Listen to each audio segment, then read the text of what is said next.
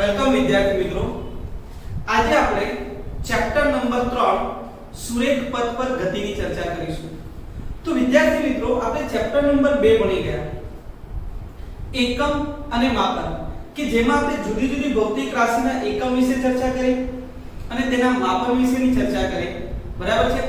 હવે આપણે નવા ભૌતિક શાસ્ત્રની અંદર એક નવી શાખાની અંદર પ્રવેશ કરીએ છીએ જેને કહેવામાં આવે છે યંત્રશાસ્ત્ર, જેને આપણે સૌ જાણીએ છીએ કે મિકેનિક્સ કહેવામાં આવે। આ મિકેનિક્સ ની અંદર આપણે પ્રવેશ કરવા જઈ રહ્યા છીએ। તો આપણા ચેપ્ટરનું નામ છે સુરેખ પથ પર ગતિ। વિદ્યાર્થી મિત્રો, આ ગતિ એટલે શું? તો ગતિ કોને કહી શકીએ? તો આપણે સ્વાભાવિક રીતે એવું જાણીએ છીએ કે આપણે ચાલતા હોઈએ કે કોઈ હલનચલનની પ્રક્રિયા છે એને આપણે ગતિ કહીએ છીએ સ્વાભાવિક રીતે। પરંતુ ભૌતિક વિજ્ઞાનની અંદર ગતિ જે છે એને કઈ રીતે વ્યાખ્યાયિત કરવામાં આવે છે હવે આપણે એની ચર્ચા કરીશું। તો વિદ્યાર્થી મિત્રો, ગતિ કોને કહેવાય?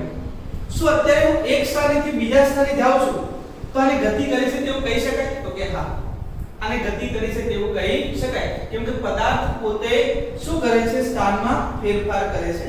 તો સિમ્પલ અને સાદી વ્યાખ્યા હું એવું બોલી શકું કે ગતિ એટલે શું? તો જો કોઈ પદાર્થ સમય સાથે પોતાનું સ્થાન બદલે, ફરી પાછું નવું કંઈક વાક્ય ઉમેર્યું કે જો કોઈ પદાર્થ સમય સાથે પોતાનું સ્થાન બદલે તો એ ગતિ કરે છે તેવું કહી શકાય। તો ગતિની એક સિમ્પલ વ્યાખ્યા છે કે જો કોઈ પદાર્થ સમય સાથે પોતાનું સ્થાન બદલતો હોય તો તે ગતિ કરે છે તેવું કહી શકાય। હવે વિદ્યાર્થી મિત્રો, બીજું એક ઉદાહરણ આપું। શું આપણું ઘર છે તે ગતિ કરતું હોય? તો કે ના, ઘર એ ગતિ કરી શકે નહીં। સમજણ પડે છે? આપણે જે રૂમની અંદર છે, આપણે લેપટોપ જોઈએ છે, બરાબર છે, બધી વસ્તુ સ્થિર દેખાય છે, પણ આપણે જાણીએ છીએ કે પૃથ્વી પણ ગતિ કરે છે। તો પૃથ્વી પણ ગતિ કરે છે કોની આસપાસ? સૂર્યની આસપાસ। આપણને ખબર છે કે સૂર્યમંડળ પણ ગતિ કરે છે કોની આસપાસ? ગેલેક્સીની આજુબાજુ। એનો મતલબ એ થયો કે બ્રહ્માંડમાં રહેલી દરેક વસ્તુ ગતિમય હોય છે, એનો મતલબ ગતિશીલ હોય છે। એનો મતલબ કોઈ પણ પદાર્થ સ્થિર હોતી નથી, છતાં પણ આપણને ઘણી વસ્તુ સ્થિર દેખાય છે। સમજણ પડી? કેમ આવું થાય છે? તો આ મુદ્દો પણ સમજવો ખૂબ જ જરૂરી છે। આવું થાય છે એના પાછળનું કારણ કે ગતિ જે છે તે સાપેક્ષ ખ્યાલ છે। વિદ્યાર્થી મિત્રો, ગતિ શું છે? તો સાપેક્ષ ખ્યાલ છે। સાપેક્ષનો મતલબ શું થાય? તો ધારો કે એક ઉદાહરણ દ્વારા હું સમજાવું છું કે સાપેક્ષ ખ્યાલ કોને કહી શકાય। તો ધારો કે તમે ટ્રેનની અંદર જતા હો અને ટ્રેનની અંદર ધારો કે તમારી બાજુમાં કોઈ મિત્ર બેઠો છે અને તમે ટ્રેન ચાલુ છે તે દરમિયાન તમે તમારા મિત્રને જુઓ છો તો એ તમને સ્થિર દેખાય, પરંતુ બહાર પ્લેટફોર્મ પર ઉભેલી કોઈ વ્યક્તિને જુઓ તો એ વ્યક્તિ શું દેખાય છે? ગતિમાં દેખાય છે। સમજણ પડે વિદ્યાર્થી મિત્રો? એનો મતલબ શું થયો કે તમારી સાપેક્ષે એક વ્યક્તિ સ્થિર છે ત્યારે બીજો વ્યક્તિ કેવો છે? ગતિમય છે। કેમ કે એક વ્યક્તિ તમારી બાજુમાં એટલે કે તમે જે ટ્રેનમાં છો તે જ ટ્રેનમાં છે, જ્યારે બીજો વ્યક્તિ કેવો છે? બહાર છે। એ જ રીતે તમે ઘરની વાત કરી, બરાબર છે? તમે ઘર જે છે તે ઘરમાં રહીને જ તમે તમારા ઘરને જુઓ, તમારા જ ઘરમાં બેસીને તમારા જ ઘરને જુઓ તો ઘર કેવું દેખાય? સ્થિર। પણ ધારો કે તમે સૂર્ય પર કે ચંદ્ર પર જઈને તમારા ઘરને જુઓ તો શું દેખાય? ગતિમાં દેખાય। એટલે તમે ક્યાં જઈને જુઓ છો, કયા સંદર્ભમાં, કયા સ્થાનેથી, કોની સાપેક્ષે જુઓ છો તે પણ ગતિની અંદર ખૂબ જ અગત્યનો ભાગ ભજવે છે। એટલે કહેવામાં આવે વિદ્યાર્થી મિત્રો કે ગતિ એક સાપેક્ષ ખ્યાલ છે। ગતિ કેવો ખ્યાલ છે ભાઈઓ? સાપેક્ષ ખ્યાલ છે। તો આ ગતિની આપણે અભ્યાસ કરવા જઈ રહ્યા છીએ, બરાબર છે વિદ્યાર્થી મિત્રો? તો ગતિની ચર્ચા કરતા હોઈએ ત્યારે ગતિ એટલે શું? તો આપણે ગતિની વાત કરીએ છીએ કે જો કોઈ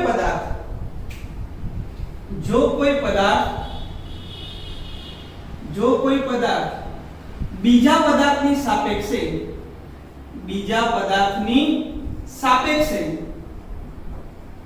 સમય સાથે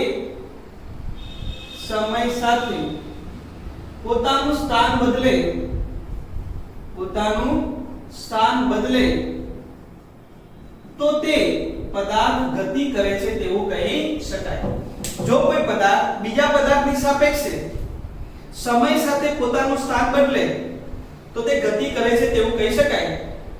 સમજણ પડી? ધારો કે ટેક્સ્ટ બુક છે એને હું ધારો કે ટેબલ પર મૂકું અને હું ટેબલ પર મૂકેલી ટેક્સ્ટ બુક ને જોઉં તો મને સ્થિર દેખાશે. કોની સાપેક્ષે? મારી સાપેક્ષે. આ રૂમ ની અંદર બેઠેલો છું હું, એની સાપેક્ષે આ જે છે તે કેવી દેખાય? સ્થિર. પણ આ જ વસ્તુ ધારો કે હું સૂર્ય પર જઈને જોઉં તો આખી પૃથ્વી ગતિ કરે છે, તો તેની સાપેક્ષે આ પદાર્થ ગતિ કરે છે. માટે વિદ્યાર્થી મિત્રો ગતિ જે છે તે કેવો છે? સાપેક્ષ ખ્યાલ છે. ગતિ સાપેક્ષ ખ્યાલ છે. સમજણ પડી? આની વાત થઈ ગઈ. આ વાત થઈ ગઈ ગતિની. વિદ્યાર્થી મિત્રો ગતિ બહુ બધા પ્રકારની હોઈ શકે. રેખીય ગતિ પણ હોઈ શકે, ચાપ ગતિ પણ હોઈ શકે, દોલિત ગતિ પણ હોઈ શકે, આંદોલિત ગતિ પણ હોઈ શકે, સરળ આવર્ત ગતિ પણ હોઈ શકે. બહુ બધા પ્રકારની ગતિ હોઈ શકે.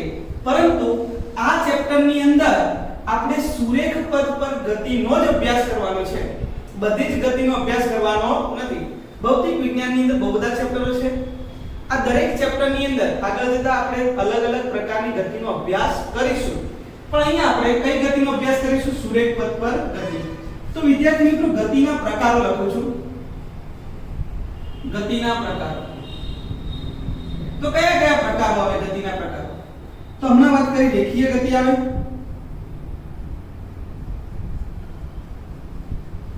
ચાપ ગતિ આવે, દોલિત ગતિ આવે, બરાબર છે? બહુ બધા પ્રકારની ગતિ આવે. પણ અહીંયા આપણે ચર્ચા કરવાની છે સુરેખ પદ પર ગતિ, એટલે કે રેખીય ગતિનો જ એક ભાગ છે જેને રેક્ટિલિનિયર મોશન, ઇંગ્લિશમાં એને કહેવામાં આવે રેક્ટિલિનિયર મોશન. સમજણ પડે છે? એને સુરેખ પદ પર ગતિ કહી શકાય. તો આ ચેપ્ટરની અંદર ફક્ત આપણે રેક્ટિલિનિયર મોશનનો જ આપણે અભ્યાસ કરીશું. તો વિદ્યાર્થી મિત્રો આપણે ગતિ એટલે શું તેની પ્રસ્તાવનાની ચર્ચા કરી. હવે થોડાક આગળ વધીએ છીએ કે આ ગતિશાસ્ત્ર ક્યાંથી આવે? તો ગતિશાસ્ત્ર જે છે તે યંત્રશાસ્ત્રના બે ભાગમાંથી આવે છે. તો જુઓ, મિકેનિક્સ એટલે કે યંત્રશાસ્ત્ર કહેવાય. બહુ બધી વાર શબ્દ સાંભળ્યો છે ભાઈઓ, યંત્રશાસ્ત્ર. આ જે મિકેનિક્સ છે ભાઈઓ એની બે શાખાઓ જોવા મળે. બે શાખાઓ, એક છે કાઇનેમેટિક્સ અને એક છે ડાયનેમિક્સ. તો કાઇનેમેટિક્સ નો મતલબ શું થાય અને ડાયનેમિક્સ નો મતલબ શું થાય? આ બંને શાખાઓ છે તે ગતિનો જ અભ્યાસ કરે છે. પરંતુ જો તમે કાઇનેમેટિક્સ ની વાત કરતા હો તો કાઇનેમેટિક્સ એ ભૌતિક વિજ્ઞાનની એવી શાખા છે કે જેમાં ગતિની ચર્ચા કરવામાં આવે પણ તે પદાર્થ શાના કારણે ગતિ કરે છે, તેના ગુણધર્મો કયા છે તેની ચર્ચા કરવામાં આવતી નથી. તો ભૌતિક વિજ્ઞાનની જે શાખામાં ગતિની ચર્ચા, તેના કારણો અને ગુણધર્મો સિવાય કરવામાં આવે, ભૌતિક વિજ્ઞાનની તે શાખાને શું કહેવામાં આવે છે? કાઇનેમેટિક્સ. સમજણ પડી? ધારો કે હું ગતિ કરું છું તો કેમ તે આપણને ખબર નથી. ધારો કે એટલે એના વિશેની આપણે ચર્ચા નથી કરતા. ધારો કે આ પેન છે હું અહીંયાથી ફેંકું તો આપણે તો એ જ અભ્યાસ કરવાનો છે કે આ પદાર્થ કેટલી ઝડપથી જાય છે, એનો વેગ કેટલો છે, આ પદાર્થ શાના કારણે ગતિ કરે છે તેનો આપણે અભ્યાસ કાઇનેમેટિક્સ નામની ભૌતિક શાખામાં આપણે કરતા નથી. તે જ રીતે ડાયનેમિક્સ ની વાત કરું તો ડાયનેમિક્સ પણ એક યંત્રશાસ્ત્રની જ એક શાખા છે. પણ આ ડાયનેમિક્સ ની અંદર આપણે ગતિની ચર્ચા કરીશું, તેના કારણો અને ગુણધર્મો સહિત. ધારો કે આ પદાર્થને હું ફેંકું છું તો આ પદાર્થ ગતિ કેમ કરે? તો મેં બળ આપું એટલે. તો કેમ ગતિ કરે? તો બળને કારણે. એના ગુણધર્મો શું છે તે દરેક વસ્તુની ચર્ચા જો કરવી હોય તો મારે શામાં કરવાની આવે? ડાયનેમિક્સ ની અંદર. વિદ્યાર્થી મિત્રો આપણા ફિઝિક્સ ની અંદર ચેપ્ટર નંબર 3 અને 4 એક કાઇનેમેટિક્સ પર આધારિત છે, 5 અને 6 એ પણ મિકેનિક્સ જ છે પણ એ ડાયનેમિક્સ પર આધારિત છે, પ્યોર ડાયનેમિક્સ 5 અને 6.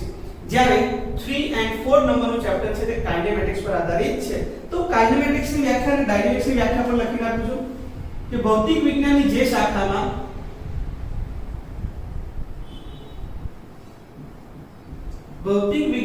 શાખામાં ગતિની ચર્ચા, તેના કારણો અને ગુણધર્મો સિવાય કરવામાં આવે,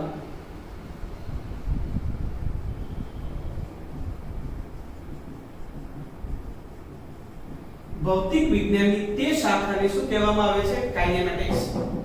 તો ડાયનેમિક્સ એટલે શું? તો ભૌતિક વિજ્ઞાનની જે શાખામાં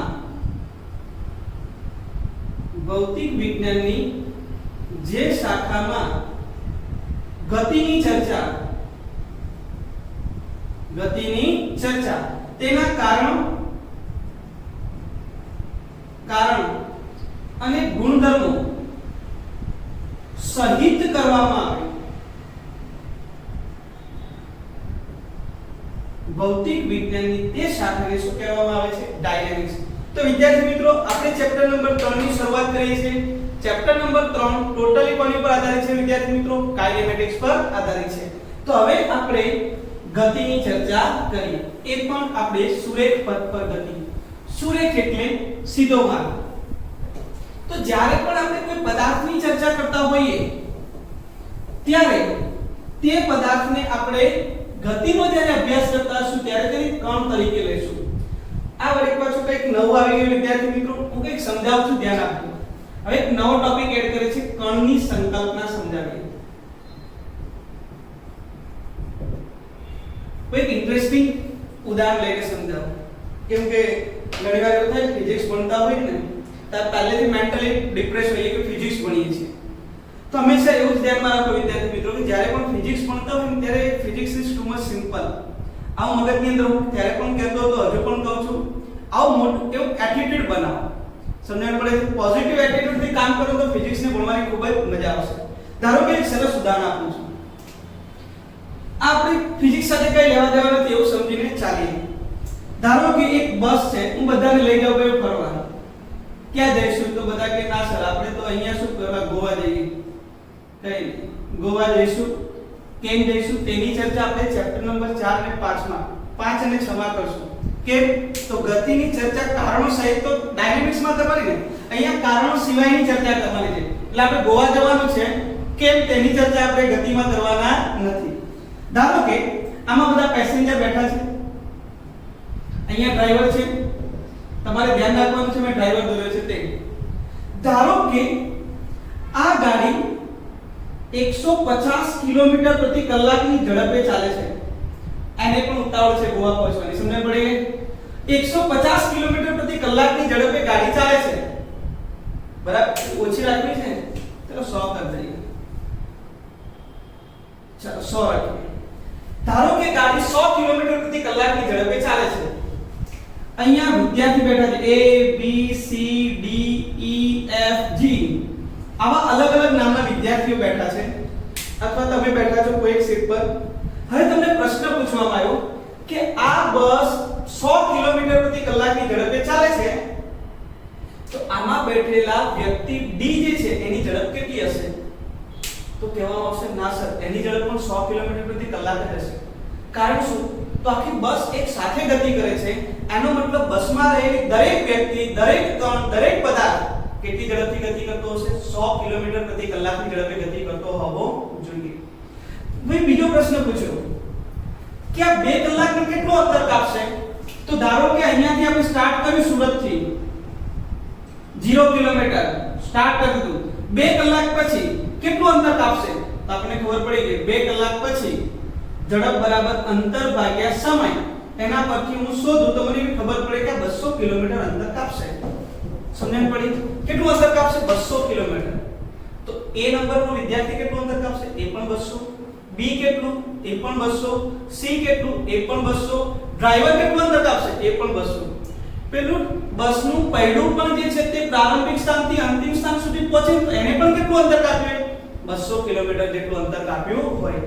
આ એવું કહેવા માંગે છે કે જો કોઈ પદાર્થની ગતિનો તમે અભ્યાસ કરતા હો, સમજણ પડે છે, તો તમે આખા પદાર્થની ગતિનો અભ્યાસ ન કરતા તેમાંથી કોઈ એક પદાર્થ, એક નાનો કણ લઈ લો. ધારો કે હું એવું વિચારું છું કે આ D નામનો વ્યક્તિ છે, એની ઝડપ શોધું તો શું મને પદાર્થની ઝડપ મળે? તો કે હા. શું આ D નામના વ્યક્તિએ કાપેલું અંતર શોધું તો શું મને આખા પદાર્થનું અંતર મળે? તો જો મને એક જ કણ પરથી આખા પદાર્થ વિશેની માહિતી મળતી હોય તો આખા પદાર્થની ગતિનો અભ્યાસ કરવાની કોઈ જરૂર નથી. તમે તેનામાંથી રહેલા કોઈ એક કણ લઈ લો, એ કણની ગતિનો અભ્યાસ કરો તો તમે પદાર્થની આખા પદાર્થની ગતિનો અભ્યાસ સરળતાથી કરી શકો. આ માટે આપણે ભણીએ છીએ ભાઈ કણની સંકલ્પના. સમજણ પડી? આખા પદાર્થની ગતિનો અભ્યાસ કરવાની કોઈ જરૂર નથી. તમે તેમાં રહેલા કોઈ એક કણની ગતિનો અભ્યાસ કરો તો તમને આખા પદાર્થની ગતિનો અભ્યાસ સરળતાથી કરી શકાય. એ માટે વિદ્યાર્થી મિત્રો આપણે કણની સંકલ્પનાનો ઉપયોગ કરીએ છીએ. તો કણ એટલે શું? કણ એટલે શું? તો કણ એટલે દળ ધરાવતો બિંદુવત પદાર્થ.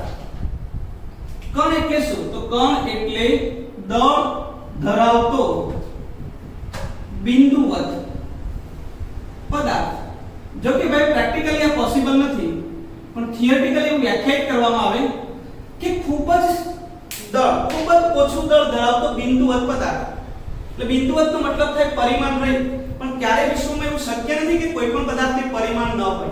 એને પરિમાણ તો હોય, પણ આપણે એવો કણ લેવાનો, એવો પદાર્થ લેવાનો કે જેનું દળ ખૂબ જ ઓછું હોય, તેનું પરિમાણ પણ ખૂબ જ ઓછું હોય, તો એને આપણે કણ કહી શકીએ. ધારો કે સિમ્પલ ઉદાહરણ આપું કે પથ્થર હોય. પથ્થર શાનો બનેલો હોય? તો રેતીના કણોનો બનેલો હોય. સમજણ પડી છે?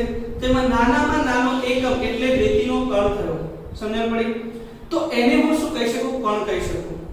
હવે કોઈ પણ પદાર્થને કણ તરીકે ક્યારે લેવાય? દરેક પરિસ્થિતિમાં વિદ્યાર્થી મિત્રો ખાસ ધ્યાન રાખજો, દરેક પરિસ્થિતિમાં પદાર્થને કણ તરીકે લઈ શકાતો નથી. એના ચોક્કસ રૂલ્સ એન્ડ રેગ્યુલેશન છે કે જેના દ્વારા તમે કોઈ પણ પદાર્થ કણ તરીકે લઈ શકાય કે નહીં તે આપણે નક્કી કરીએ. તો પહેલો કેસ છે કે તમે ક્યારે કોઈ પદાર્થને કણ તરીકે લઈ શકો. ફર્સ્ટ કેસ, કોઈ પણ પદાર્થને કણ તરીકે ક્યારે લેવાય?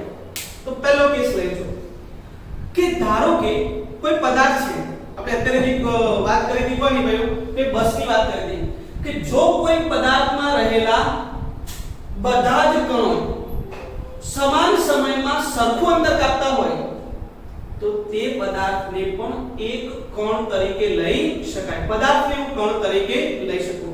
સમજણ પડી? ધારો કે પથ્થર અહીંયાથી ફેંકો તો પથ્થરમાં રહેલા રેતીના બધા જ કણો સમાન સમયમાં સરખું અંતર કાપશે. તે પથ્થરને પણ હું એક કણ તરીકે લઈ શકું. સમજણ પડી વિદ્યાર્થી મિત્રો? તો જ્યારે પદાર્થમાં રહેલા બધા જ કણો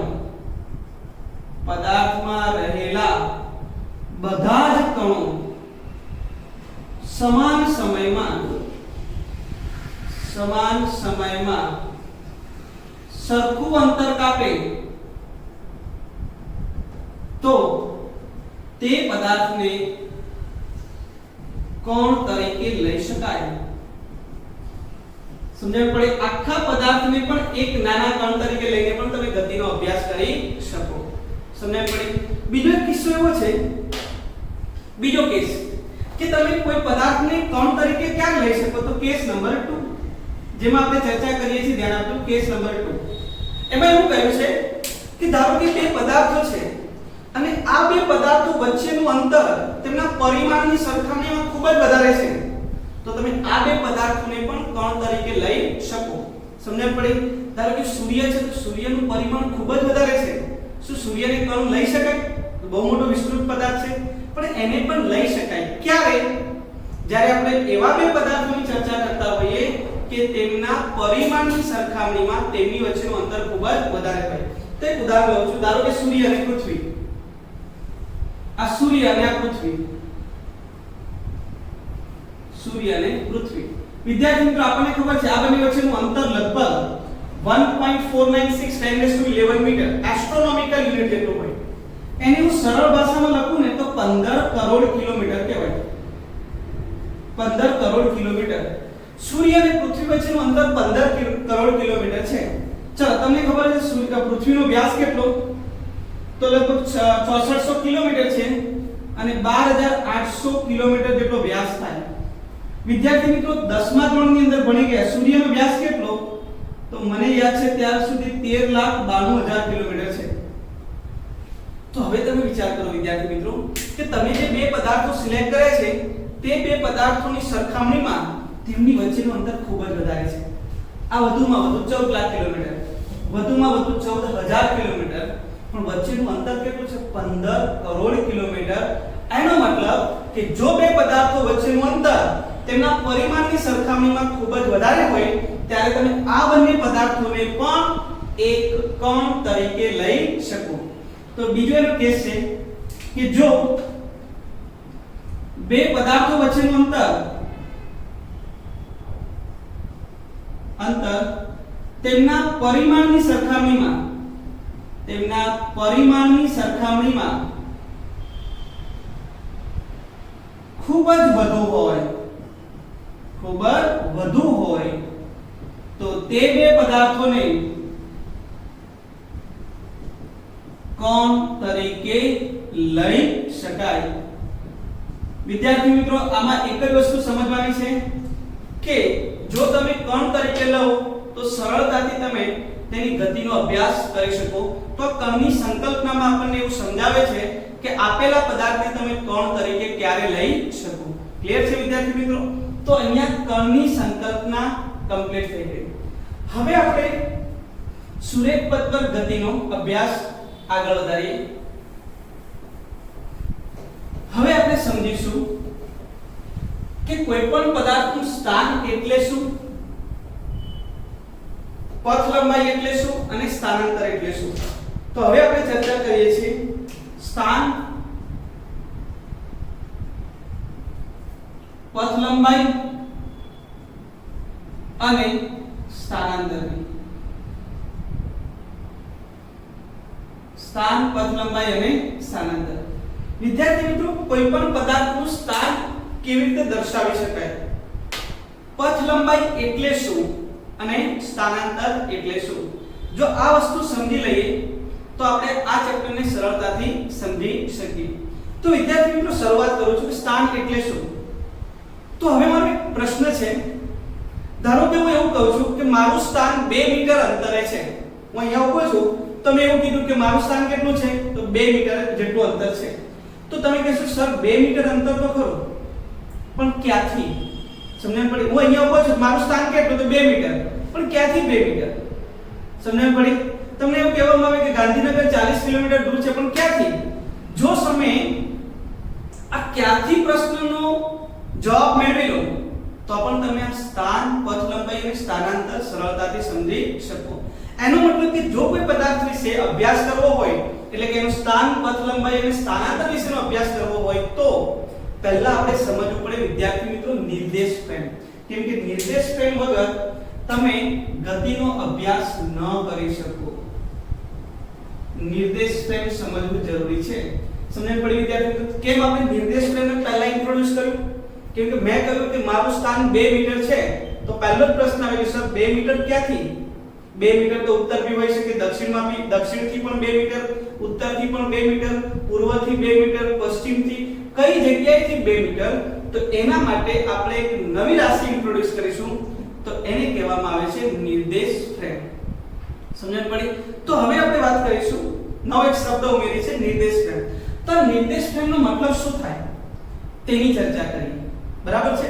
મેં તમને અગાઉ પણ એક ઉદાહરણ આપ્યું કે ટ્રેનની અંદર એક વ્યક્તિ, બે વ્યક્તિ બેઠા છે। બરાબર છે? એક ટ્રેન છે। વિદ્યાર્થી મિત્રો ધ્યાન આપજો, અહીંયા કોઈ બે વ્યક્તિ બેઠા છે, A અને B। અહીંયા કોઈ 12 વ્યક્તિ ઊભો છે, એનું નામ આપણે C આપી દઈએ, A, B અને C। ધારો કે ટ્રેન જે છે તે ગતિ કરે છે, ટ્રેન ચાલે છે। સમજણ પડી? ટ્રેન શું તે ચાલે છે। ધારો કે આ વિદ્યાર્થી એટલે કે C નામનો વિદ્યાર્થી છે, એ જો A ને જોવે, A ને, તો આ વિદ્યાર્થી ટ્રેન ગતિમાં છે એટલે કે A કેવો દેખાશે? ગતિમાં દેખાશે। સમજણ પડી? હવે હું ઊંધું કંઈક બોલું છું, ધ્યાન આપજો। આ A વિદ્યાર્થી છે તે C ને જોવે છે, ટ્રેન ગતિમાં છે, તો આ એને ગતિમાં દેખાશે? વિદ્યાર્થી મિત્રો, A જ્યારે C ને જોવે છે ત્યારે C કેવો દેખાશે? ગતિમાં, કેમ કે ટ્રેન ચાલે છે। પણ A જ જ્યારે B ને જોવે તો એ સ્થિર દેખાશે, કારણ કે A અને B એક જ નિર્દેશ ફ્રેમમાં છે, એટલે એક જ ગાડીમાં છે। જ્યારે આની નિર્દેશ ફ્રેમ બદલાઈ ગઈ, કેમ કે આ પ્લેટફોર્મ પર છે, એટલા માટે આ જે છે તે આપણને ગતિમાં દેખાય, જ્યારે આ કેવો દેખાય છે? સ્થિર જ દેખાય છે। સમજણ પડી વિદ્યાર્થી મિત્રો? આપણા માટે પૃથ્વી એક જ નિર્દેશ ફ્રેમ છે, એટલે આપણને જ આપણું ઘર સ્થિર દેખાય છે। પણ જ્યારે આપણી નિર્દેશ ફ્રેમ ચંદ્ર થઈ જાય તો ચંદ્ર પરથી જ્યારે મારું ઘર દેખું ત્યારે શું દેખાય? એ ગતિમાં દેખાય। વિદ્યાર્થી મિત્રો, ગતિ સાપેક્ષ ખ્યાલ છે, અને સાપેક્ષ ખ્યાલને જો વ્યવસ્થિત સમજવું હોય તો નિર્દેશ ફ્રેમ ખૂબ જ અગત્યનો ભાગ ભજવે છે। તો નિર્દેશ ફ્રેમની જો મારે સિમ્પલી વ્યાખ્યાયિત કરવી હોય તો નિર્દેશ ફ્રેમ એટલે શું? તો અવલોકનકાર જે સ્થળેથી અને જે પરિસ્થિતિમાં અવલોકન કરે ને તેની નિર્દેશ ફ્રેમ કહેવાય। ધારો કે આ સી વિદ્યાર્થી છે તે પ્લેટફોર્મ પરથી અવલોકન કરે છે તો એની નિર્દેશ ફ્રેમ પ્લેટફોર્મ છે। એ વિદ્યાર્થી ટ્રેનમાંથી અવલોકન કરે છે તો એ વિદ્યાર્થી માટે ટ્રેન જે છે તે નિર્દેશ ફ્રેમ થઈ ગઈ। બી વિદ્યાર્થી છે તે ટ્રેનમાં છે તો બી વિદ્યાર્થી જે છે એની નિર્દેશ ફ્રેમ ટ્રેન થઈ ગઈ। તો અવલોકનકાર જે સ્થળેથી અને જે પરિસ્થિતિમાં અવલોકનકાર જે સ્થળેથી અને જે પરિસ્થિતિમાં અવલોકન કરે તેને વિદ્યાર્થી મિત્રો નિર્દેશ ફ્રેમ કહેવામાં આવે। આ વ્યાખ્યા તમારી બુકમાં નથી, હું ફરી પાછું બોલું છું। આ વ્યાખ્યા મેં જૂની બુકની અંદરથી લીધી છે, એટલે કે જે આપણી જીએસસીબી બુક હતી એમાંથી, કેમ કે જેના દ્વારા તમે નિર્દેશ ફ્રેમનો કન્સેપ્ટ સરળતાથી સમજી શકો।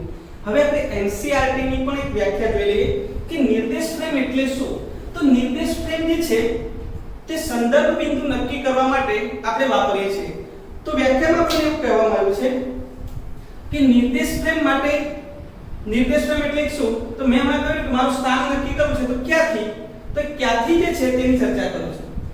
તો નિર્દેશ ફ્રેમ માટે આપણે સંદર્ભ બિંદુનો ઉલ્લેખ કરવો જરૂરી છે। એક નવો શબ્દ ઉમેરું છું વિદ્યાર્થી મિત્રો, સંદર્ભ બિંદુ। સંદર્ભ બિંદુ, સંદર્ભ બિંદુ એટલે શું? તો મેં કહ્યું ને મારું અંતર 2 મીટર છે તો ક્યાંથી? તો સંદર્ભ બિંદુમાંથી। એને આપણે એક રેફરન્સ પોઈન્ટ લઈએ જ્યાંથી આપણે બાકીના બધા જ અંતરો માપીશું। તો જ્યાંથી આપણે કોઈ પણ પદાર્થનું અંતર માપીએ છીએ તે બિંદુને આપણે શું કહી દઈશું? સંદર્ભ બિંદુ કહીશું। ચલો તો આપણું સંદર્ભ બિંદુનો ઉલ્લેખ થઈ ગયો। તો સરળતા ખાતર 3 પરસ્પર લંબ તેવી 3 અક્ષોને ધ્યાનમાં લેવામાં આવી। એકને કહેવામાં આવ્યું x, બીજાને કહેવામાં આવ્યું y અને ત્રીજાને કહેવામાં આવ્યું z। આ 3 પરસ્પર એવી 3 લંબ અક્ષો x, y, z ના છેદન બિંદુને આપણે સંદર્ભ બિંદુ તરીકે લઈએ છીએ। વિદ્યાર્થી મિત્રો, ગતિનો અભ્યાસ કરવા માટે આ બેઝિક પાયાની વસ્તુ સમજવી જરૂરી છે કે સંદર્ભ બિંદુ કોને કહેવું? સંદર્ભ બિંદુ એટલે શું? સંદર્ભ બિંદુ નક્કી કેવી રીતે કરી શકાય? તો સરળતા ખાતર આપણે એવું કીધું કે આપણે પરસ્પર લંબ તેવી 3 અક્ષો લીધી, કઈ? x, y અને z। અને આ પરસ્પર લંબ તેવી 3 અક્ષો જે છે તેના છેદન બિંદુને આપણે કહી દીધું સંદર્ભ બિંદુ। સમજણ પડે છે? x, y અને z 3 અક્ષો છે, 3 યામ થયા। એની સાથે ચોથા યામ તરીકે જો હું સમયની જોડી જોઉં, એટલે કે અહીંયા ઘડિયાળ મૂકી દઉં, ચોથા યામ તરીકે જો ઘડિયાળ લેવામાં આવે તો તેથી બનતા આખા જ તંત્રને ભાઈ નિર્દેશ ફ્રેમ કહે છે। શું કહે છે? નિર્દેશ ફ્રેમ। કે સરળતા ખાતર હું નિર્દેશ ફ્રેમની વ્યાખ્યા બોલું છું એઝ પર એનસીઈઆરટી, ધ્યાન આપજો કે સરળતા ખાતર પરસ્પર લંબ તેવી 3 અક્ષો ના છેદન બિંદુને સંદર્ભ બિંદુ કહેવામાં આવે। અને જો તેની સાથે ઘડિયાળ જોડવામાં આવે, એટલે સમય નામની ચોથી ભૌતિક રાશિ જોડવામાં આવે તો બનતા આખા તંત્રને શું કહેવામાં આવે છે? નિર્દેશ ફ્રેમ કહેવામાં આવે। તો નિર્દેશ ફ્રેમની બીજી એક વ્યાખ્યા લખી નાખું કે પરસ્પર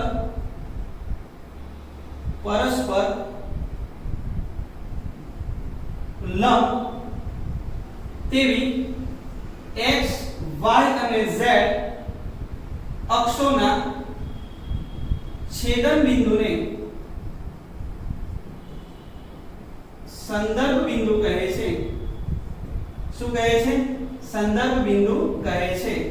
અને આ સંદર્ભ બિંદુ પર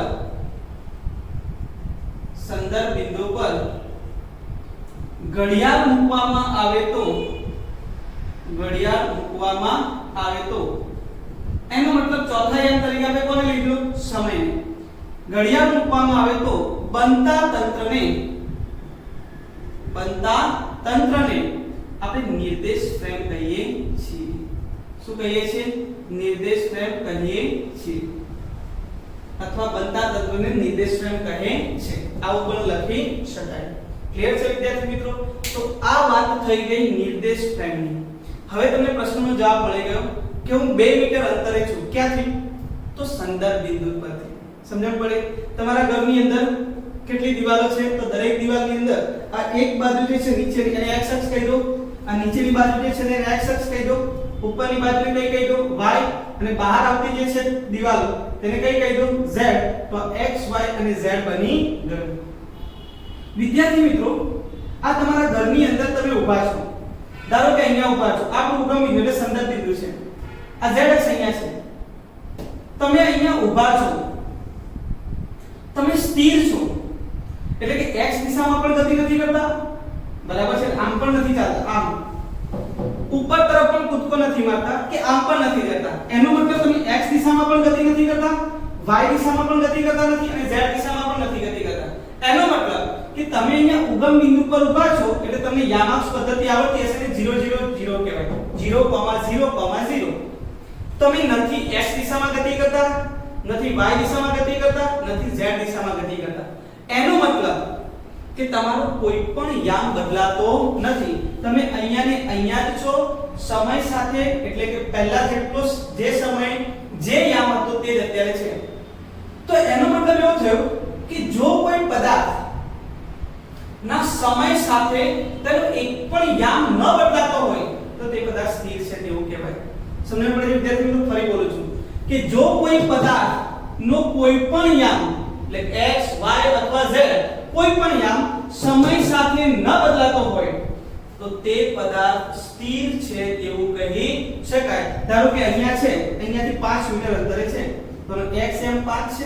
x અક્ષ પર છે તો y અને z એમ 0 થાય હવે અહીંયા ત્યાં ગતિ નથી કરતો તો આનો યામ આપણે આટલું જ રહેવાનું x 5 રહેવાનું y 0 રહેવાનું z પણ કેવું 0 સમય સાથે બદલાશે નહીં તે પદાર્થ સ્થિર છે તેવું કહી શકાય જો કોઈ પદાર્થ નો એક પણ યામ સમય સાથે ન બદલાતો હોય તે પદાર્થ સ્થિર છે તેવું કહી શકાય ધારો કે હવે હું વાત કરું છું આગળ ધારો કે આ પદાર્થ અહીંયાથી ગતિ કરીને t બરાબર 0 સમય અહીંયા હતો હવે ગતિ કરીને અહીંયા આવ્યો અને તે થઈ ગયું 0 7 0 0 તો અહીંયા x અક્ષ પર ગતિ કરી છે એનો મતલબ એનો x યામ જ બદલાય y અને z યામ બદલાતો નથી એનો મતલબ કે જો કોઈ પદાર્થની ગતિ દરમિયાન તેનો એક જ યામ બદલાતો હોય ને તો એ પદાર્થ એક પરિમાણમાં ગતિ કરે છે તેવું કહેવાય કેવું કહેવાય એક જ પરિમાણમાં ગતિ કરે છે તેવું કહેવાય આપણે ભણ્યા છીએ ભાઈ 1D 2D 3D હવે તો 4D પણ આવી ગયું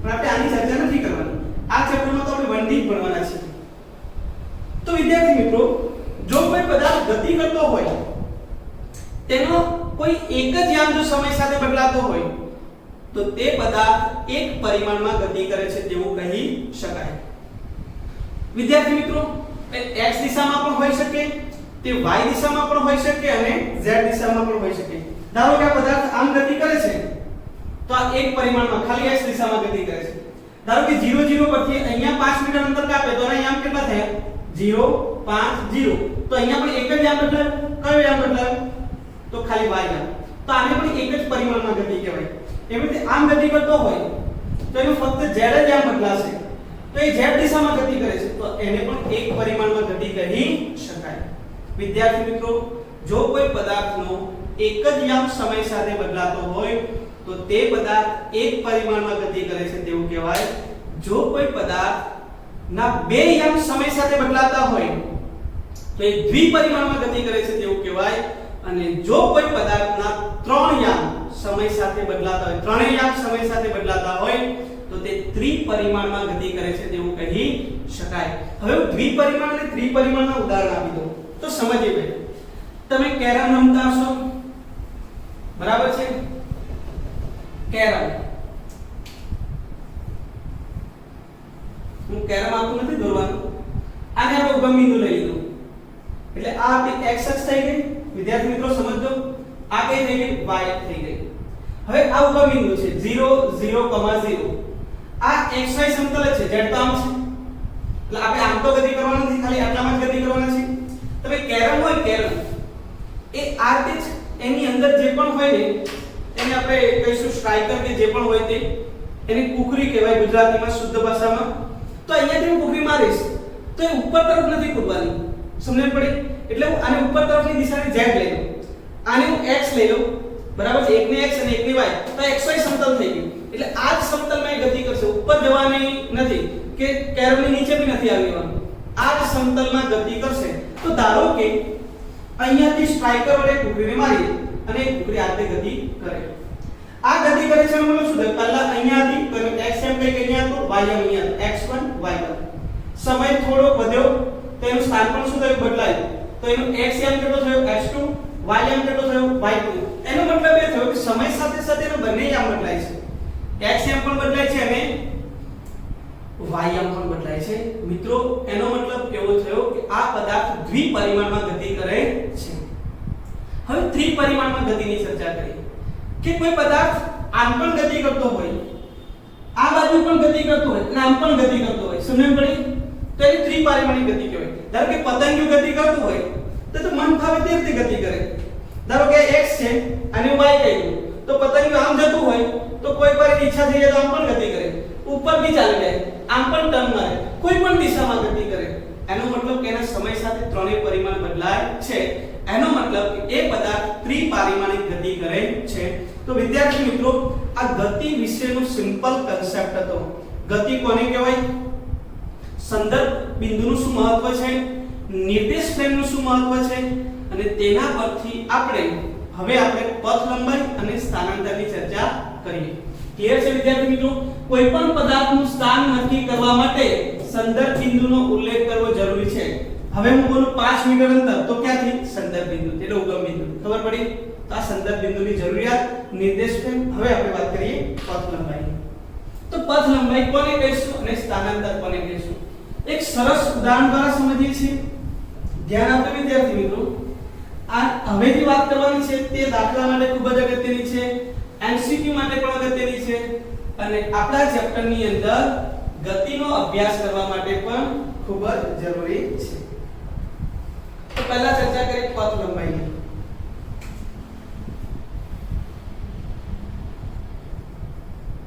ચર્ચા કરીએ છીએ પથ લંબાઈની કે પથ લંબાઈ એટલે શું. ચલો વિદ્યાર્થી મિત્રો થોડું ધ્યાન આપજો. એના માટે ધારો કે કોઈ એક કારની ગતિનો અભ્યાસ કરીએ તો ઉદાહરણ તરીકે હું લઉં છું કે ધારો કે કોઈ એક કાર ગતિ કરે છે. આ કાર સુરેખ પથ પર ગતિ કરે છે, એટલે સીધી રેખા પર આવે છે, સીધી રેખા ઉપર કાર ગતિ કરે છે. અને આ જે સુરેખ પથ પર કાર ગતિ કરે છે, ધારો કે તેનો ગતિમાર્ગ તે x અક્ષ પર સંપાત થાય છે, એટલે એના ગતિમાર્ગને જ આપણે શું કહી દઈએ છીએ? x અક્ષ કહી દઈએ. તો ધારો કે કાર જે છે એનો ગતિમાર્ગ જે છે તેને જ આપણે x અક્ષ કહીએ છીએ, કેમ કે સુરેખ પથ પર ગતિ કરે છે. ધારો કે આ સીધી રેખા પર ગતિ કરે છે તો એના જુદા જુદા અંતરો દર્શાવું છું, ધ્યાન આપજો. 0, 40, 80, 120, 160, 200, 240, 280, 320, 360 અને 400. આ અંતરો વિદ્યાર્થી મિત્રો કિલોમીટરમાં છે. આને આપણે +x કહીએ અને પેલી બાજુના અંતરને શું કહી દઈએ? માઈનસ કહીએ, -x. તો ઉગમ બિંદુથી જમણી બાજુના અંતરો આપણે ધન લીધા, ડાબી બાજુના અંતરો આપણે કેવા લઈએ છીએ? ઋણ. -40, -80, -120. ધારો કે કોઈ કાર છે અહીંયાથી શરૂઆત કરે એટલે ઉગમ બિંદુ લઈ લીધું, t 0 સમયે ઉગમ બિંદુથી શરૂઆત કરે ત્યારે એનું અંતર કેટલું છે? 0 છે, બરાબર છે. ધારો કે O થી શરૂઆત કરી, ઉગમ બિંદુને આપણે O કહી દઈએ, 0 અંતર છે. O થી કોઈ એક સમય ધારો કે P બિંદુ પર પહોંચે છે, બરાબર છે. O થી ક્યાં સ્થાને પહોંચે છે? P. તો એને કાપેલું અંતર કેટલું? તો ધારો કે કાર કોઈ સમયે P સ્થાને પહોંચે છે, માટે O થી P નું અંતર OP બરાબર શું લખાય? O થી સ્ટાર્ટ કરીને P સુધી આવે તો કેટલું અંતર કાપે? તો 360 કિલોમીટર કાપ્યું અંતર. કેટલું અંતર કાપે? 360 કિલોમીટર. અંતર કિલોમીટરમાં બી લઈ શકાય, મીટરમાં બી લઈ શકાય, બરાબર છે. આ એને કેટલું અંતર કાપ્યું? તો 360 કિલોમીટર। વિદ્યાર્થી મિત્રો હવે આપણે ચર્ચા કરીએ, ધારો કે O થી P પર આવ્યો, હવે P થી ધારો કે Q પર આવે છે, આ Q સ્થાન છે, એનો મતલબ પહેલા O થી P પર ગયો અને P થી ક્યાં ગયો, Q પર ગયો, તો Q પર પહોંચે ત્યારે એને કાપેલું કુલ અંતર, તો O થી Q પર પહોંચે ત્યારે પહેલા તો O થી P પર ગયો અને P થી ક્યાં ગયો, Q પર, તો પહેલા એ 240 એટલે 360 અંતર કાપ્યું, પ્લસ અહીંયાથી હવે ફરી અહીંયા ગયો, તો એને અહીંયાથી ફરી પાછું આટલું અંતર એટલે 40 થાય, 40 ને બીજું 40 80 અને ત્રીજું 40 120, એનો મતલબ એને કુલ કેટલું અંતર કાપ્યું, 480 કિલોમીટર, બરાબર છે। અહીંયા હું મીટર લઉં તો 480 મીટર લખી શકાય। ખબર પડે છે વિદ્યાર્થી મિત્રો? આનો મતલબ એવો થાય કે પથ લંબાઈ એટલે પદાર્થે કાપેલું કુલ અંતર, પદાર્થે કાપેલા કુલ અંતરને પથ લંબાઈ કહેવામાં આવે। વ્યાખ્યા આવે બને ભાઈઓ કે પદાર્થે કાપેલા કુલ અંતરને, પદાર્થે કાપેલ કુલ અંતરને વિદ્યાર્થી મિત્રો તેની પથ લંબાઈ કહે છે। તો એ કુલ અંતર કેટલું કાપે તેની ચર્ચા કરીએ। વિદ્યાર્થી મિત્રો એક બીજું આપણે બિંદુ લઈ લઈએ, ધારો કે O થી P પર આવે છે, P થી Q પર આવે છે, બુકમાં નથી પણ હું એક ઉદાહરણ લઈ લઉં છું।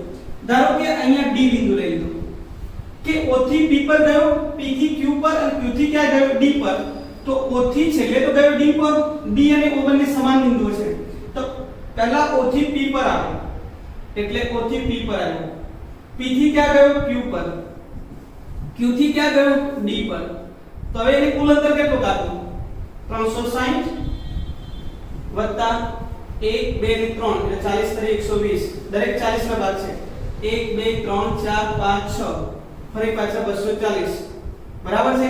એનો મતલબ 300 કિલોમીટર આવવાના, 300 કિલોમીટર જવાના, સોરી 360 આવવાના, 360 જવાના, કેટલા થયા, 720 કિલોમીટર અથવા 720 મીટર। મીટરમાં લો તો મીટરમાં બોલવાનું, કિલોમીટર લઈએ તો કિલોમીટરમાં બોલવાનું। સમજણ પડી? અને એક આપણી બુકમાં બીજું ઉદાહરણ આપ્યું છે, ધારો કે તે R સ્થાને આવે છે, ક્યાંથી, O થી ગયો P પર, P થી Q, Q થી D, D થી R, તો હવે એને કાપેલું કુલ અંતર OR O થી P, P થી Q, Q થી D, D થી R, કુલ અંતર થયું 360, 1 2 3 120, 1 2 3 4 5 6 240 અને પેલી બાજુ કેટલું અંતર છે, 120, કુલ અંતર જેટલું કાપ્યું તે 720 120 એટલે કે 840 કિલોમીટર થશે અથવા 840 મીટર। સમજણ પડી વિદ્યાર્થી મિત્રો? તો આ પ્રકારે તમે કોઈ પણ પદાર્થની પથ લંબાઈ શોધી શકો। પથ લંબાઈ એટલે પદાર્થે કાપેલું કુલ અંતર હંમેશા ધન હોય છે, પથ લંબાઈ હંમેશા ધન હોય છે, પથ લંબાઈ હંમેશા ધન હોય છે, પથ લંબાઈ ક્યારે પણ ઋણ હોઈ શકે નહીં। વિદ્યાર્થી મિત્રો ખૂબ જ અગત્યનું સેન્ટેન્સ હું બોલી રહ્યો છું કે પથ લંબાઈ હંમેશા કેવી હોય, ધન હોય। પથ લંબાઈ એટલા માટે રેડ પેનથી લખું છું વિદ્યાર્થી મિત્રો, આ અગત્યના શબ્દો છે। પથ લંબાઈ જે છે તે અદિશ રાશિ છે, કેવી રાશિ છે, પથ લંબાઈ અદિશ રાશિ છે, એટલે એને મૂલ્ય હોય છે પણ એની પાસે દિશા હોતી નથી। તમે પ્લસ દિશામાં ગયા તો પણ મેં પ્લસ મૂલ્ય લીધું, તમે માઈનસ ગયા તો પણ મેં મૂલ્ય તો કેવું લીધું, પ્લસ જ લીધું। કારણ શું, તેની દિશા સાથે કોઈ લેવા દેવા હોતું નથી। પથ લંબાઈ હંમેશા ધન હોય છે અને પથ લંબાઈ કેવી રાશિ છે, અદિશ રાશિ હોવાને કારણે એને દિશા સાથે કોઈ લેવા દેવા હોતું નથી, એને ફક્ત મૂલ્ય હોય છે, એની દિશા હોતી નથી વિદ્યાર્થી મિત્રો। તો આ ચર્ચા આપણે કોની કરી, પથ લંબાઈની। હવે આની અંદર આ જ ઉદાહરણ દ્વારા આપણે સ્થાનાંતર સમજીએ, એટલે ઉદાહરણ હું આનું જ રાખું છું। ચાલો વિદ્યાર્થી મિત્રો, આઈ હોપ કે તમને પથ લંબાઈમાં સમજણ પડી હશે। પદાર્થે કાપેલા કુલ અંતરને શું કહેવામાં આવે, પથ લંબાઈ। હવે સમજીએ છીએ સ્થાનાંતર। ભાઈઓ આ અગત્યના શબ્દો છે, બરાબર છે। પથ લંબાઈ અને સ્થાનાંતર ખૂબ જ અગત્યનો ટોપિક છે, જેના દ્વારા જ તમે બાકીના બધા જ ટોપિક સરળતાથી સમજી શકો છો। હવે વાત કરીએ છીએ સ્થાનાંતરની।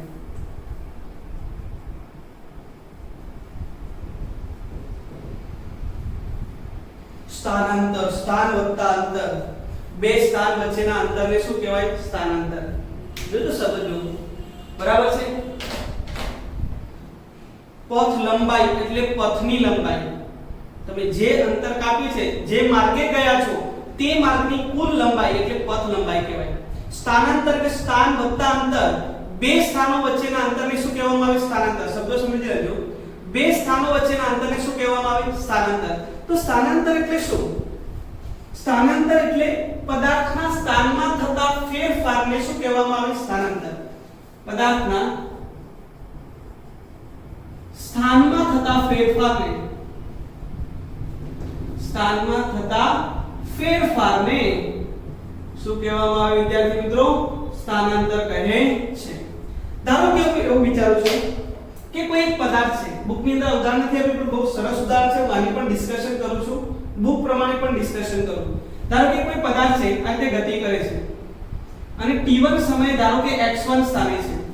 ધારો કે કોઈ પદાર્થ ગતિ કરે છે, ધારો કે કાર ગતિ કરે છે. આપણે મર્સિડીઝ લઈ લઈએ, કેમ કે આપણે ઉદાહરણ લઈએ તો બી મોટા લઈએ. ધારો કે મર્સિડીઝ છે, તો મર્સિડીઝની ગતિનો અભ્યાસ કરતા હોય, ધારો કે એનું સ્થાન t1 સમયે કયા સ્થાને છે? x1 સ્થાને છે. અને ગતિ કરીને ધારો કે t2 સમયે કયા સ્થાને આવે છે? x2 સ્થાને આવે. તો એના સ્થાનમાં ડેલ્ટા t જેટલા સમયની અંદર, સ્થાનમાં એટલે કે સમયગાળો જે છે તે ડેલ્ટા t જેટલું લઈ લો, તો ડેલ્ટા t જેટલા સમયગાળાની અંદર એના સ્થાનમાં થતો ફેરફાર x2 x1. સ્થાનમાં ફેરફાર એટલે શું? તો અંતિમ સ્થાન માઈનસ શું લખાય? પ્રારંભિક સ્થાન. એના સ્થાનમાં કેટલો ફેરફાર થયો? તો x1 થી ક્યાં ગયો? x2. તો આટલું અંતર થયું, તેને કહેવાય x2 x1. આ જે ત્રિકોણ દોર્યું છે ને એને ગ્રીક ભાષામાં એને કહેવાય ડેલ્ટા કહેવાય. સમજો આપણે ડેલ્ટા બે પ્રકારના આવે, આવો અને આવો ડેલ્ટા આવે. આ બંનેને ડેલ્ટા કહેવાય. વિદ્યાર્થી મિત્રો આને શું કહેવાય? a કહેવાય. શું આને a કહેવાય? તો કે હા એને કહેવાય. બંનેને a કહેવાય? તો બંનેને a કહેવાય. કેમ? તે કેપિટલ છે, બીજો કેવો છે? સ્મોલ. તે જ રીતે બે ડેલ્ટા લખાય. આ ડેલ્ટા કેપિટલ ડેલ્ટા છે, જ્યારે આ કેવો છે? Small delta. એની પણ ડિસ્કશન સમયાંતરે આપણે કરીશું. તો સ્થાનમાં થતા ફેરફારને સ્થાનાંતર કહેવાય. આને જો અગત્યના સ્વરૂપમાં લખવું હોય, જે આપણે દાખલા ગણવા માટે અગત્યનું છે તેના સ્વરૂપમાં લખવું તો એવું લખાય અંતિમ સ્થાન માઈનસ પ્રારંભિક સ્થાન, એટલે એને કહેવામાં આવે સ્થાનાંતર. બરાબર છે વિદ્યાર્થી મિત્રો? થિયરી લખીએ તો આપણે લખી શકાય કે પદાર્થના સ્થાનમાં થતા ફેરફારને સ્થાનાંતર કહેવામાં આવે છે. ધારો કે કોઈ પદાર્થ t1 સમયે x1 સ્થાને છે અને t2 સમયે x2 સ્થાને છે, તો એના આ સમય દરમિયાન તેના સ્થાનમાં થતો ફેરફાર ડેલ્ટા x બરાબર શું લખાય? x2 x1. હવે વિદ્યાર્થી મિત્રો એક વસ્તુ મને કહો કે x2 is greater than x1 હોય, x2 is greater એટલે x2 નું મૂલ્ય વધારે છે, x1 નું મૂલ્ય નાનું છે, તો શું મને સ્થાનાંતર ધન મળે? તો કે હા. x2 is greater than હોય તો શું થાય? તો આપણને સ્થાનાંતર ધન મળે. ધારો કે x2 is less than x1 હોય, તો આ નાનું છે અને મોટું છે, તો ઋણ મળે, તો ડેલ્ટા x આપણને ઋણ મળે, એનો મતલબ સ્થાનાંતર ઋણ મળે. શું ભાઈ? x2 બરાબર x1 હોય તો ડેલ્ટા x કેવું થઈ ગયું? 0 થઈ ગયું. એનો મતલબ એવો થયો તમારું સ્થાનાંતર ધન, ઋણ કે શૂન્ય હોઈ શકે. સ્થાનાંતર ધન પણ હોઈ શકે, સ્થાનાંતર ઋણ પણ હોઈ શકે અને સ્થાનાંતર શૂન્ય પણ હોઈ શકે. જ્યારે પથ લંબાઈ કેવું હોય? હંમેશા ધન હોય. તો હું લખું છું ભાઈ કે સ્થાનાંતર, અગત્યનું વાક્ય લખું છું, સ્થાનાંતર ધન, ઋણ કે શૂન્ય હોઈ શકે. સમજણ પડે છે? એ ધન પણ હોઈ શકે, ઋણ પણ હોઈ શકે અને શૂન્ય પણ હોઈ શકે, કારણ કે સ્થાનાંતર વિદ્યાર્થી મિત્રો સદિશ રાશિ છે. કેવી રાશિ છે? સદિશ. એટલે એના માટે દિશાનું મહત્વ હોય છે. એ ધન દિશામાં જતું હોય તો મૂલ્ય ધન લેવું, એ ઋણ દિશામાં જતા હોઈએ ત્યારે સ્થાનાંતર શોધતા હોઈએ ત્યારે આપણે ઋણ મૂલ્ય પણ ધ્યાનમાં લેવું જરૂરી છે, કારણ કે સ્થાનાંતર સદિશ રાશિ છે, એની દિશા અને મૂલ્ય બંનેની જરૂર પડે. તો હવે હું ઉદાહરણ દ્વારા સમજાવું. આ બુકમાં સ્થાનાંતર માટે ઉદાહરણ નથી લીધું, પણ આપણે એની ચર્ચા કરીએ. ચલો વિદ્યાર્થીઓ ફાસ્ટ ટ્રેક પર થોડી ચર્ચા કરો. હું O થી P પર જાઉં તો સ્થાનાંતર કેટલું? O થી P પર ગયા તો અંતિમ સ્થાન માઈનસ પ્રારંભિક સ્થાન. અંતિમ સ્થાન 360, પ્રારંભમાં કયા સ્થાને હતા? 0, તો 360 કિલોમીટર અથવા મીટર. ચલો O થી P પર ગયો અને પછી આવ્યો Q પર. તો વિદ્યાર્થી મિત્રો આ આપણું પ્રારંભિક સ્થાન હું અહીંયાથી સ્ટાર્ટ કરી જર્ની. આ મારું પ્રારંભિક સ્થાન O થી પછી ગયો ક્યાં P પર અને પછી ક્યાં ગયો Q પર. તો આ મારું અંતિમ સ્થાન થયું. બરાબર. તો અંતિમ સ્થાન કેટલું? તો 240. પ્રારંભિક કેટલું? 0. તો આ તો 240 કિલોમીટર જ મળ્યું. સમજણ પડી? આ રીતે શોધી શકાય. સ્થાનાંતર આ રીતે શોધી શકાય. તેનું મૂલ્ય ફક્ત પ્રારંભિક અને અંતિમ સ્થાન ઉપર જ આધાર રાખે. ક્યાંથી ફરીને આવે છે તેનાથી એને કોઈ મતલબ હોતો નથી. Only depends on initial position and final position. ચલો હવે બીજું ઉદાહરણ લઈએ. O થી ક્યાં ગયો? O થી P પર. P થી Q અને પછી ક્યાં આવે છે? D ઉપર. એટલે હવે અહીંયા O થી P, P થી Q અને D ઉપર. એટલે આપણું અંતિમ સ્થાન થઈ ગયું. जैसे थे જ્યાંથી શરૂઆત કરી O થી શરૂઆત કરી O ઉપર જ પાછો આવ્યો એટલે કે D 0 હતા અને 0 પર આવ્યા એનો મતલબ આન્સર 0 મળ્યો. રેડ માર્ક આવી ગયો. કેમ? તો સ્થાનાંતર ધન પણ હોઈ શકે શૂન્ય પણ હોઈ શકે. અને હવે ઋણની ચર્ચા કરો. અહીંયાથી ગયા હતા P પર ગયા, P થી Q પર ગયા, Q થી D પર ગયા, D થી ક્યાં આવ્યા? R પર આવ્યા. એનો મતલબ હવે મારું અંતિમ સ્થાન અહીં આવી ગયું. અંતિમ સ્થાન.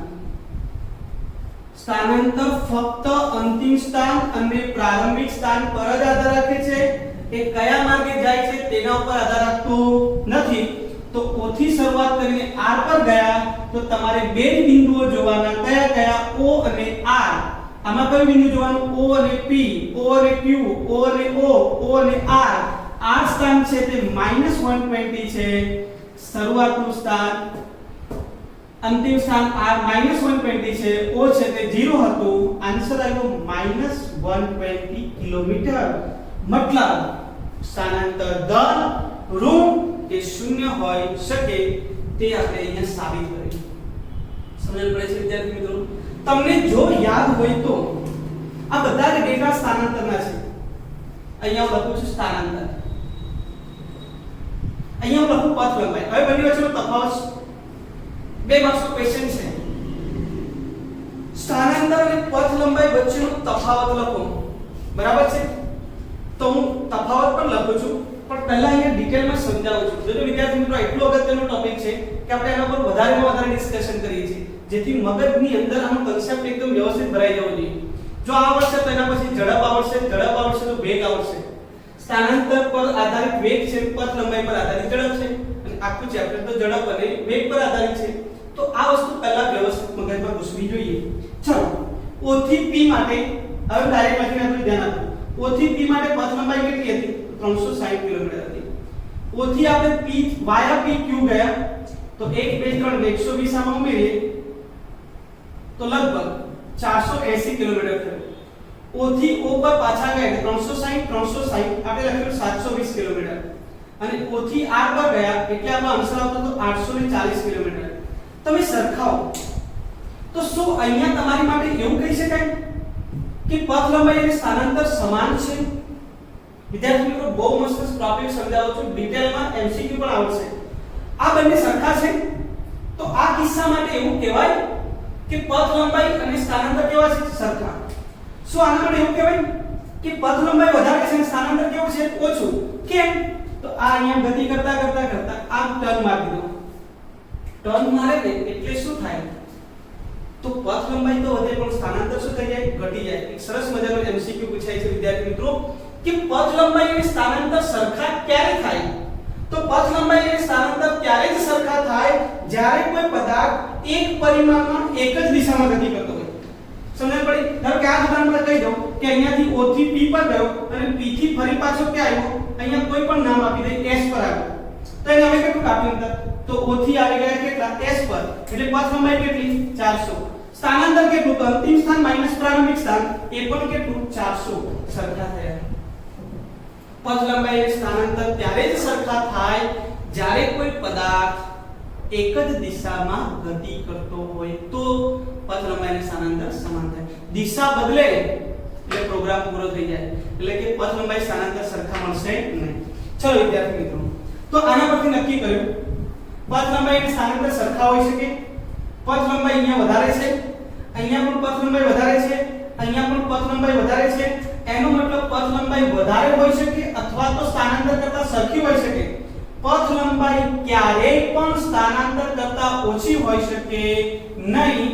very most important concept, પથ લંબાઈ is always greater or equal to સ્થાનાંતર લખી શકાય. પથ લંબાઈ હંમેશા સ્થાનાંતર જેટલી હોઈ શકે અથવા તો પથ લંબાઈ હંમેશા સ્થાનાંતર કરતા વધુ હોઈ શકે. એના કરતા ઊંધું, સ્થાનાંતર is less or equal to પથ લંબાઈ, સ્થાનાંતર પથ લંબાઈ કરતા ઓછું અથવા તો સમાન હોઈ શકે. આ એક કન્સેપ્ટ થઈ ગયો, સમજણ પડી? હવે આપણે લખીએ છીએ 2 માર્ક્સનો ક્વેશ્ચન, પથ લંબાઈ અને સ્થાનાંતર વચ્ચેનો ભેદ સ્પષ્ટ કરો. તો કેવી રીતે લખીશું? તો હું લખાવી દઉં તમને થિયરી કે પથ લંબાઈ અને સ્થાનાંતર વચ્ચેનો ભેદ સ્પષ્ટ કરો.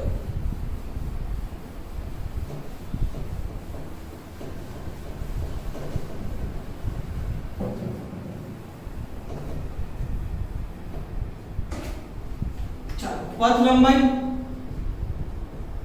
અને સ્થાનાંતર વચ્ચેનો તફાવત વિદ્યાર્થી મિત્રો આપણે લખવાના છે આજે. તો પથ લંબાઈ એટલે પહેલો પોઈન્ટ લખીશું, પદાર્થે કાપેલા કુલ અંતરને, પદાર્થે કાપેલ કુલ અંતરને પથ લંબાઈ કહે છે. બીજું, પદાર્થના સ્થાનમાં થતા ફેરફારને, પદાર્થના સ્થાનમાં થતા ફેરફારને ભાઈ શું કહેવામાં આવે? સ્થાનાંતર. આનો પણ પહેલો મુદ્દો. ચાલો, બીજો મુદ્દો આમાં લખીશ કે પથ લંબાઈ જે છે તે ભાઈ અદિશ રાશિ છે, જ્યારે સ્થાનાંતર કેવી રાશિ છે? તો સદિશ રાશિ છે. સ્થાનાંતર કેવી રાશિ છે? સદિશ. ત્રીજો મુદ્દો લખો કે પથ લંબાઈ હંમેશા ધન હોય છે, હંમેશા ધન હોય. જ્યારે આમાં ત્રીજો મુદ્દો લખીશ, સ્થાનાંતર ધન, ઋણ કે શૂન્ય હોઈ શકે. સમજાય પડી વિદ્યાર્થી મિત્રો? અને ચોથા મુદ્દા સ્વરૂપે તમારે કોઈ ઉદાહરણ દ્વારા એને સમજાવવું હોય તો પણ સમજાવી શકાય. તો 2 માર્ક્સ ની અંદર આ પ્રશ્ન પૂછાઈ શકે છે કે પથ લંબાઈ અને સ્થાનાંતર વચ્ચેનો ભેદ સ્પષ્ટ કરો. તો આપણે આ રીતે લખી શકીએ. તો અહીંયા વિદ્યાર્થી મિત્રો આપણો આ સેશન કમ્પ્લીટ કરીએ છીએ કે જેમાં આપણે બેઝિક માહિતી આપી કે ગતિ એટલે શું, બરાબર છે, કોણ એટલે શું, સંદર્ભ બિંદુ એટલે શું, પદાર્થનું સ્થાન માટે સંદર્ભ બિંદુનો ઉલ્લેખ કરવો કેમ જરૂરી છે, ત્યારબાદ નિર્દેશ ફ્રેમની ચર્ચા કરી અને આ નિર્દેશ ફ્રેમ દ્વારા આપણે પથ લંબાઈ અને સ્થાનાંતરની પણ ચર્ચા કરી અને છેલ્લે આપણે એનો તફાવત જોયો.